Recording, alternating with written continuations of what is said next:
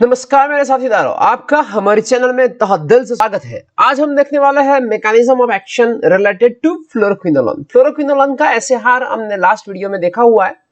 आज उसके बारे में हम देखने वाले हैं कि वो किस तरह से बैक्टीरिया पे वो उसके मैकेनिज्म हमको देते हैं और कैसे बैक्टीरिया को किल करते हैं।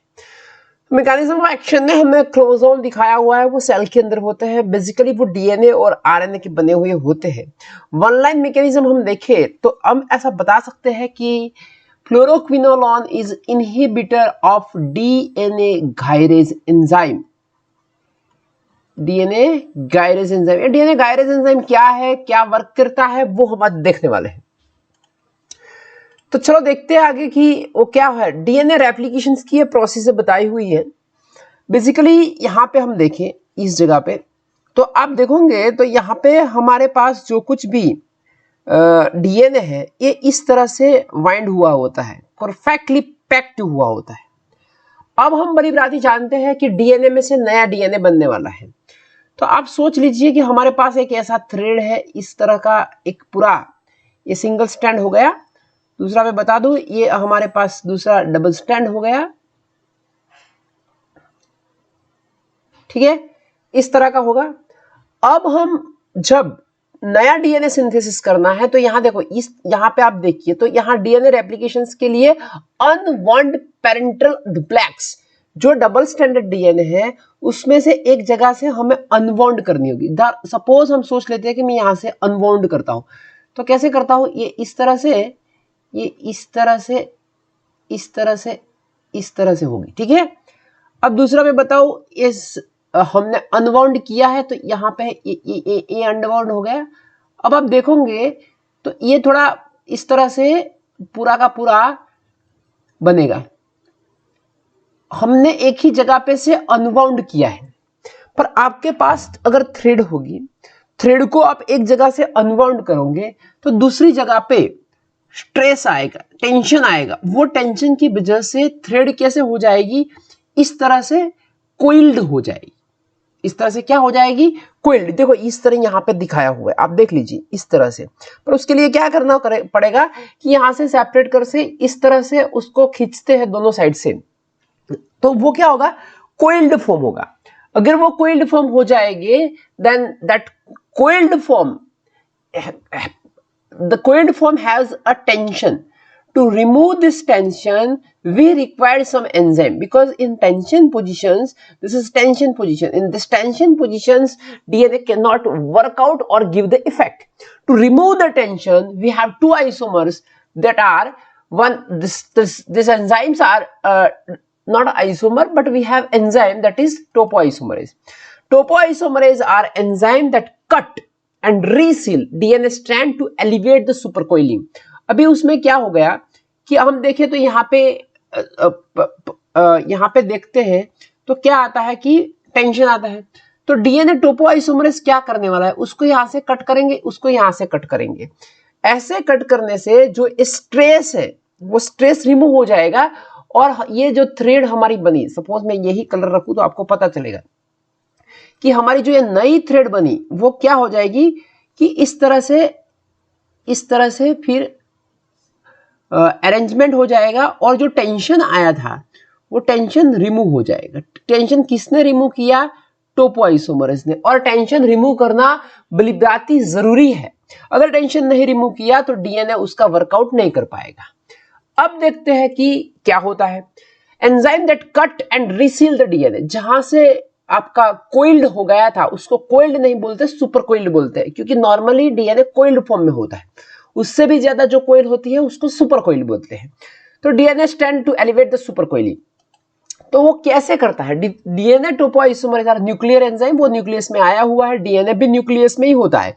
That reduce the torsional stress, मैंने बताया टेंशन, टॉर्सिनल स्ट्रेस वो सभी एक ही तरह के शब्द है in supercoiled DNA, and allow the selected region of DNA to become the sufficiently untangled. Untangled means कि एंगल, ऐसा कंफर्टेबल एंगल में वो आ जाएगी टू परमिट द रेप्लिकेशन। फिर से उसमें रेप्लिकेशन होगी, उसमें रिकॉम्बिनेशन होगा, उसमें रिपेयर होगा, उसमें ट्रांसक्रिप्शन होगा। तो टोपोआइसोमरेज के दो एंजाइम है हमारे पास, एक है टोपोआइसोमरेज 2, उसको बोलते हैं डीएनए गायरेज, और हमारे लिए वो बहुत ही इंपॉर्टेंट रखता है। Produce negative supercoiling in DNA. ये क्या करता है कि जो पॉजिटिव हो गया था वो कोइल्ड हो गए थे, सुपर कोइल्ड, उसको रिलीज करके थोड़ा बहुत नेगेटिव की ओर ले जाता है, तो कैलकुलेटेड 0 हो जाएगा। तो ये हमारे लिए इंपॉर्टेंट है। टोपोआइसोमरेज 4 क्या करता है, DNA nicking and closing enzyme responsible for DNA elongation. तो डीएनए को कट करेगा और फिर से उसको क्लोज करेगा और टेंशन उसका रिमूव करेगा। तो मैं बताऊं इसको किस तरह से हम अरेंज करते हैं। तो एक हमारा डीएनए तरह का है, first stabilise the positive node. अगर आपको ऐसे मैंने बताया कि थ्रेड को एक साइड से आप ब्रेक कर दोगे, आपकी कोइल्ड फॉर्म में है, तो आप उसको दोनों थ्रेड को रिमूव करके अगर सेपरेट करने का अटेम्प्ट करोगे तो उसमें से कोइल्ड फॉर्म होगा। तो पहला है the creating nodes of positive super helix. This enzyme then introduce double strand break in DNA and process the front segment through the break, creating nodes of positive super helix. ये रहा positive super helix. The enzyme then introduce a double strand break. देखो अभी double strand break करना है, तो मैं बताता हूं वो कैसे डबल स्ट्रैंड ब्रेक करते हैं। DNA and process that front segment through the break. अब सेकंड में आएगा ये, यहां से देखो ये ने क्या किया, ब्रेक किया, यहां से देखो यह ब्रेक किया हुआ। ब्रेक करने से क्या होता है, जो टेंशन था वो रिलीव हो जाएगा। So that break is that resealed, उसको फिर रिसील करने वाले हैं। तो उसमें से ब्रेक को रिसील किया और उसको भी नेगेटिव साइड लेके चले गए।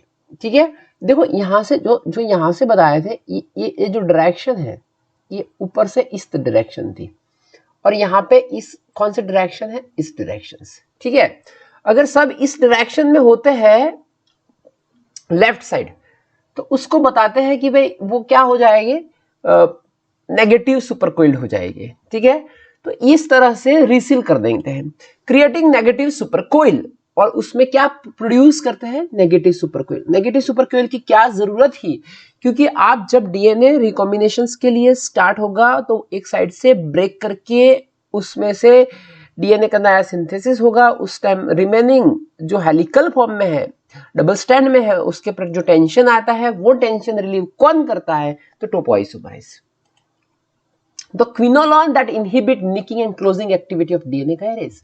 तो बैक्टीरिया के डीएनए गायरेज को हम क्या कर देते हैं, डीएनए गायरेज को ब्लॉक कर देते हैं। डीएनए गायरेज को ब्लॉक करेंगे तो बड़ी बात क्या होगा, तो जो आपका डीएनए, जो बैक्टीरिया का डीएनए है, ऐसे ही टेंशन के फॉर्म में ही रहेगा।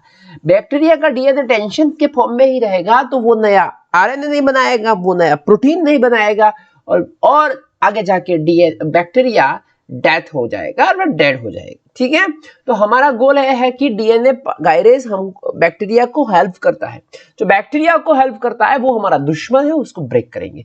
तो थोड़ा मैंने डायग्रामेटिकली बताने का यहाँ पे अटेम्प्ट किया है। दिस इज टोपोआइसोमरेज 4 है, दिस इज डीएनए गायरेज जो अनवाउंड हुआ। मैंने बताया था कि ये डबल स्ट्रैंड है, यहाँ से आपको अनवाउंड करना ही होगा। अनवाउंड जब आप करते हो तो वहां पे उसको ऐसे ऐसे, इसको इस तरह खींचेंगे, इसको इस तरह खींचेंगे, तो यहाँ पे प्रेशर आएगा और टेंशन आएगा। वो टेंशन कौन रिलीव करने वाला है, तो वो डीएनए गायरेज रिमूव करने वाला है। ठीक है, so fluoroquinolone bind to the nuclear enzyme inhibiting the DNA replications. ये आ गई हमारी ड्रग, वो इसको बाइंड कर देगी। अब the region that fluoroquinolone does not produce the similar effect in the mammalian cell is that they lack a DNA gyrase, क्योंकि हमारी बॉडी में डीएनए गायरेज एंजाइम होता नहीं है, इसीलिए हमारी बॉडी में कुछ इफेक्ट आती नहीं है। सिर्फ और सिर्फ बैक्टीरिया के बॉडी में ही, बैक्टीरिया में ही उसकी इफेक्ट है। The critical imbalance in the cellular metabolism, क्योंकि डीएनए आपका आगे सिंथेसिस नहीं होगा, resulting from the inhibition of the DNA gyrase precipitate the sequence of the cell event which may leads to, उसमें से ये सभी हो जाएगा। क्या होगा, प्रीमैच्योर सेल डिवीजन हो जाएगा, बैक्टीरिया का प्रीमैच्योर सेल डिवीजन हो जाएगा, बैक्टीरिया का डिलेड सेल डिवीजन हो जाएगा, बैक्टीरिया का टोटल फेलियर हो जाएगा cell division, that leadings to lysis of the cell. बहुत सारे ग्राम पॉजिटिव बैक्टीरिया होते हैं, उसमें टोपोआइसोमरेज 4 होता है। This is primary target. और बहुत सारे ग्राम नेगेटिव होते हैं, उसमें हमारे पास गायरेज होता है, gyrase that is a primary quinolone target. ये क्विनोलोन का टारगेट तो यही है, ग्राम नेगेटिव में नेगेटिव सुपरकोइल करेगा। ऐसा थोड़ा याद रहेगा, हमारे पास वो वर्ड बहुत ज्यादा आता है, क्या आता है, नेगेटिव सुपरकोइल करेंगे। नेगेटिव सुपरकोइल करेंगे तो वो नेगेटिव ग्राम बैक्टीरिया पे वो यूज होता है। मैकेनिज्म ऑफ रेजिस्टेंस क्या होता है, DNA gyrase mechanism of resistance में आप देखोगे तो ये मैंने एक सेल बताया हुआ है, यहां से मैंने पिक्चर लिया हुआ है, वहां से सेल बताया हुआ है।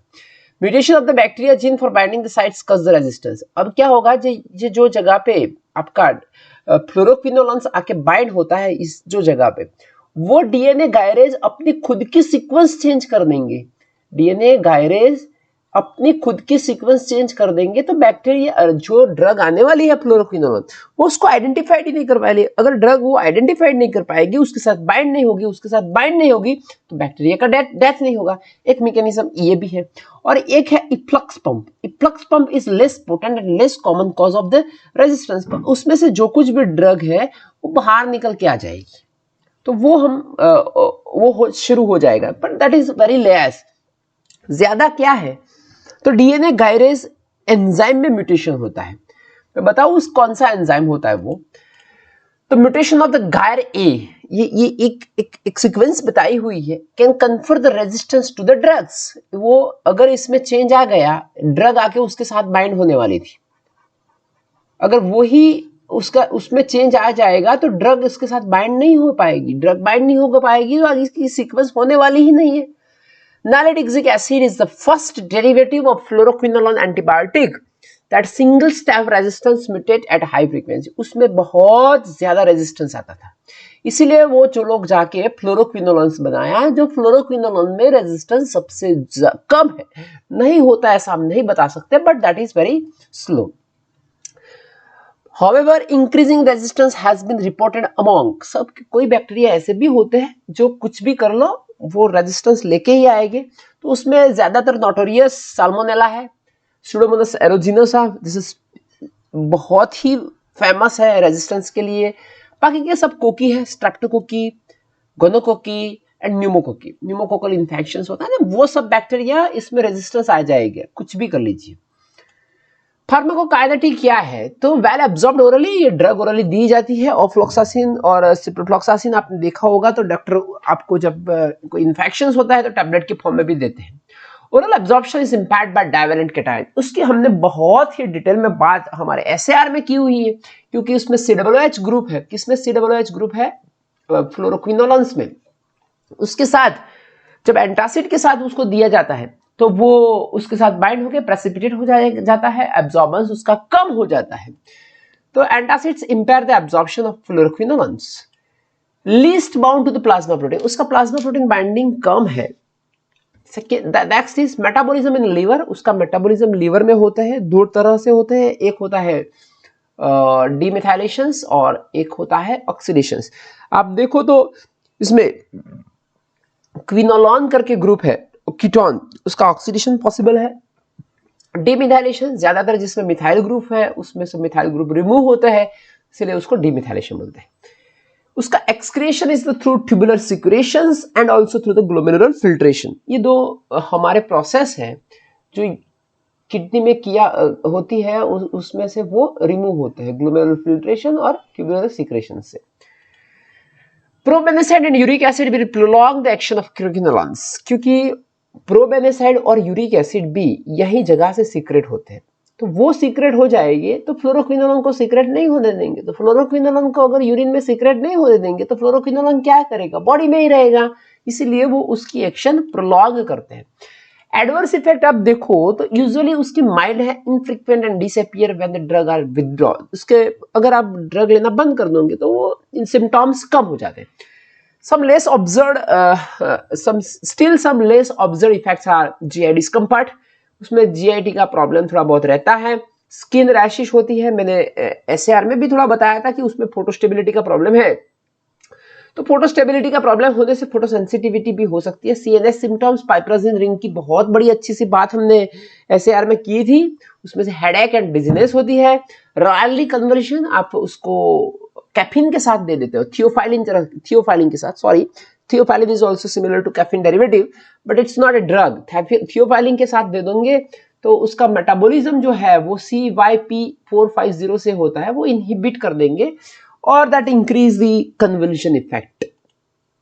थेरापेटिक यूज मैंने थोड़ा यहाँ पे बताया है, ज्यादातर उसका यूटीआई यूरिनरी ट्रैक इन्फेक्शन में यूज होता है, norfloxacin and ofloxacin. Then osteomyelitis जो रिलेटेड टू बोन इन्फेक्शंस कोई है ग्राम नेगेटिव का, स्यूडोमोनास एरोजिनोसा वो रेस्पिरेटरी इन्फेक्शंस है सिस्टिक फिब्रोसिस में, इन्वेजिव एक्सटर्नल ओटिटीज ईयर का इन्फेक्शन वो स्यूडोमोनास एरोजिनोसा ही होता है।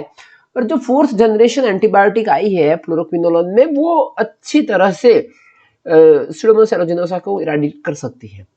Primary drug therapy of tuberculosis, eradication of the Salmonella typhi in the carrier, then gonorrhea, bacterial prostatitis, cervicitis, these are the therapeutic use of that. So these are the attempt to shows basically what are the anthrax is also possible in case of that.